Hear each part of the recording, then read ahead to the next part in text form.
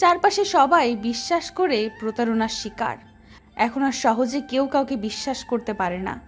যে মানুষটা আপনাকে বিশ্বাস করে তার বিশ্বাস ধরে রাখতে শিখুন, নয়তো আপনিও কাউকে বিশ্বাস করে একইভাবে প্রতারিত হবেন। যে সম্পর্কে বিশ্বাস প্রাইভেসি যত বেশি স্ট্রং, সেই সম্পর্ক তত বেশি গভীর। আপনি চাইলেই মানুষের বিশ্বাস নষ্ট করে দিতে পারেন। এতে আপনার কোনো ক্ষতি না হলেও যে মানুষটা বিশ্বাস করে প্রতারিত হলো তার অনেক বড় ক্ষতি হয়ে যাবে।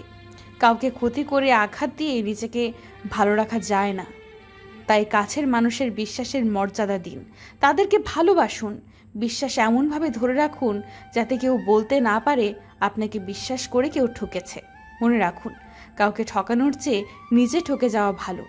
তোমার প্রিয় মানুষটার শাসন যদি তোমার কাছে বিরক্ত লাগে, তাহলে তুমি তাকে ভালোবাসতে পারোনি। মনে রেখো, শাসন করা তারই সাজে, সোহাগ করে যে তোমাকে ভালোবাসে সে যদি শাসন না করে, অধিকার না দেখায়, তাহলে সে ভালোবাসতে পারেনি। মানুষ তার উপরে রাগ করে, অভিমান করে, শাসন করে যাকে সে ভালোবাসে। প্রিয় না হতে পারলে কেউ রাগ দেখায় না। রাগ কিংবা শাসন তোমার কাছে খারাপ লাগতে পারে, কিন্তু এর পেছনে থাকে ভালোবাসা। যেখানে শাসন কিংবা রাগ অভিমান নাই, সেখানে ভালোবাসাও নাই। কেউ তোমার উপর আক্রমণে রাগ দেখালো কিংবা শাসন করলো, তাহলে বুঝতে হবে মানুষটা তোমাকে অন্যদের থেকে আলাদা চোখে দেখে।